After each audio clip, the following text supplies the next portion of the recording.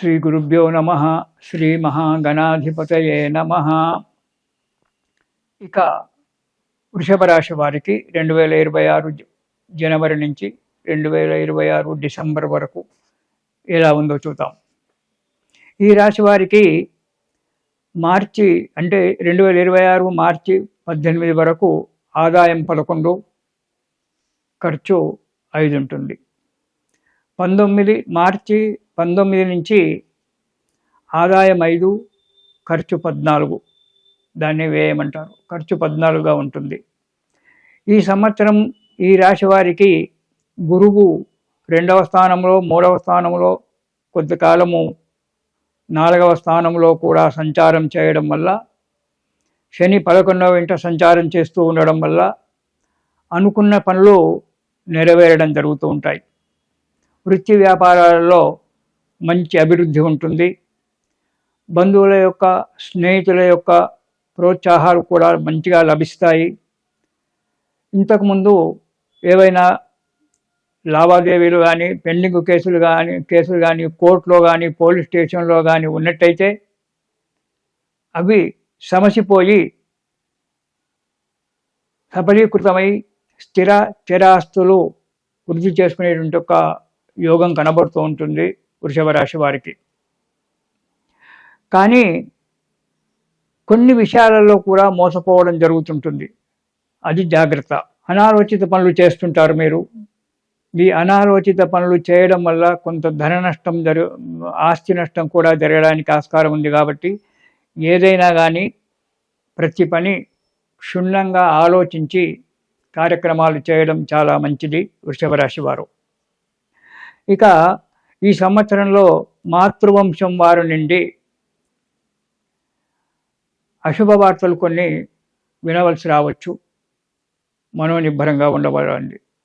అంతేకాకుండా వాహన ప్రమాదాలు కానీ, సర్జరీలు కానీ కావడానికి ఆస్కారం కనబడుతూ ఉంటుంది. కాబట్టి బండి నడిపించేటప్పుడు జాగ్రత్తగా ఉండండి, చేయండి. ప్రతి విషయంలో కూడా జాగ్రత్తగా ఉండండి. కొంతమంది వల్ల మోసపోవడం అనేటువంటి జరుగుతుంది.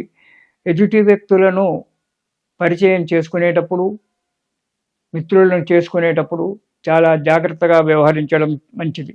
ఎందుకంటే కొత్తగా వ్యక్తి పరిచయం అయినాడు కదా అని చెప్పి అతనితో మీరు ఎక్కువగా సన్నిహితంగా కనుక ఉన్నట్టయితే అతడు మోసం చేయడానికే పూనుకోవచ్చు. కాబట్టి ఆ సన్నిహితంగా కాకుండా కొత్త వ్యక్తులతో నమస్కారం బాణంతో, నమస్కారం అంటే నమస్కారం అనేటువంటి దాంతో ఊరుకోవడం చాలా మంచిది. ఇక అక్టోబర్ నుంచి డిసెంబర్ వరకు చాలా జాగ్రత్త అవసరం. లేనిపోయిన నిందలు రావడము, ఆరోగ్యం దెబ్బతినడముగా కావచ్చు. లేనిపోయిన నిందలు, చేయని తప్పుకు శిక్షలు అనుభవించడం అనేటువంటి జరగడానికి ఆస్కారం ఉంది వృషభ రాశి వారికి. కాబట్టి జాగ్రత్త అవసరం. మోసపోవడం అనేటువంటి కూడా జరగవచ్చు ఆ సమయంలో. కాబట్టి ప్రతి నిమిషము జాగ్రత్తగా ఉండడం మంచిది. వ్యాపారస్తులకైతే మంచి అభివృద్ధి ఉంటుంది. అభివృద్ధి ఉండడమే కాకుండా కొత్త వ్యాపారాల గురించి ఆలోచన చేయడము, కొత్త వ్యాపారాలు పెట్టుకోవడము, ఇవన్నీ కూడా జరుగుతాయి వ్యాపారస్తులకు. కొంత ప్రకృతి వైపరీత్యం వల్ల ఈ వ్యాపారస్తులకు కావచ్చు, ఇతరుల వాళ్ళకు కావచ్చు, ప్రకృతి వైపరీత్యం వల్ల కొంత ధన నష్టము, ఆస్తి నష్టాలు కూడా కలగడానికి ఉన్నాయి. కొన్ని ఇబ్బందులు కూడా రాకుండా తప్పవు. కాబట్టి అన్నిటికీ సిద్ధంగా ఉండడానికి ప్రయత్నం చేయండి, సిద్ధంగా ఉండండి. ఇక విదేశాలకు వెళ్ళేటువంటి వారికి మంచి సమయం ఆసన్నమైంది. విదేశాలలో వెళ్ళేవారు ప్రయత్నం చేసుకోవచ్చు, విదేశాలకు వెళ్ళవచ్చు. అక్కడ విదేశాలలో ఇంతకుముందే నివహించేటువంటి వారికి అనుకున్నటువంటి ఒక కార్యక్రమాలు తొందరగా నెరవేరడము, ఉద్యోగాలు దొరకడము, వారికి ఏదైతే ఏమన్నటువంటి అనుకుంటారో అవన్నీ కూడా లభించడం అనేటువంటి జరుగుతూ ఉంటుంది. కేంద్ర ఉద్యోగులకు, రాష్ట్ర ప్రభుత్వ ఉద్యోగులకు ఆకస్మిక బదిలీలు కావడం జరుగుతుంది. అది కూడా మీరు కోరుకున్న చోటికే 99% మీరు కోరుకున్నటువంటి ఒక చోటికే బదిలీ కావచ్చు. కేంద్ర ఉద్యోగస్తులకు, రాష్ట్ర ఉద్యోగస్తులకు. ఇక పర్మనెంట్ కానటువంటి వారికి ఈ సంవత్సరంలో పర్మనెంట్ కావడానికి కూడా మంచి అవకాశం ఉంది. ఈ సంవత్సరము ఉద్యోగస్తులకు చాలా మంచి అవకాశము.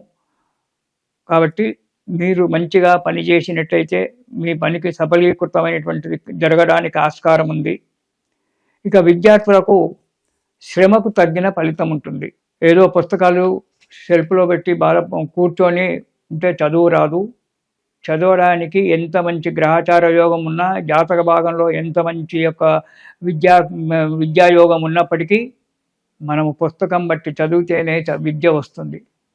కాబట్టి విద్యార్థులు వారికి శ్రమకు తగ్గినటువంటి ఒక ఫలితం మాత్రం ఉంటుంది. అనుకున్న పనులు నెరవేరడం జరుగుతుంది. ప్లేస్మెంట్ అంటారు ఉద్యోగాలు, అలాంటి దొరకడానికి కూడా విద్యార్థులకు మంచి ఇది ఉంది. వ్యాపారస్తులకైతే మంచి అభివృద్ధి ఉంటుంది. అభివృద్ధి ఉండడమే కాకుండా కొత్త వ్యాపారాలకు గురించి ఆలోచన చేయడము, కొత్త వ్యాపారాలు పెట్టుకోవడము, ఇవన్నీ కూడా జరుగుతాయి వ్యాపారస్తులకు. కొంత ప్రకృతి వైపరీత్యం వల్ల ఈ వ్యాపారస్తులకు కావచ్చు, ఇతరుల వాళ్ళకు కావచ్చు, ప్రకృతి వైపరీత్యం వల్ల కొంత ధన నష్టము, ఆస్తి నష్టాలు కూడా కలగడానికి ఉన్నాయి.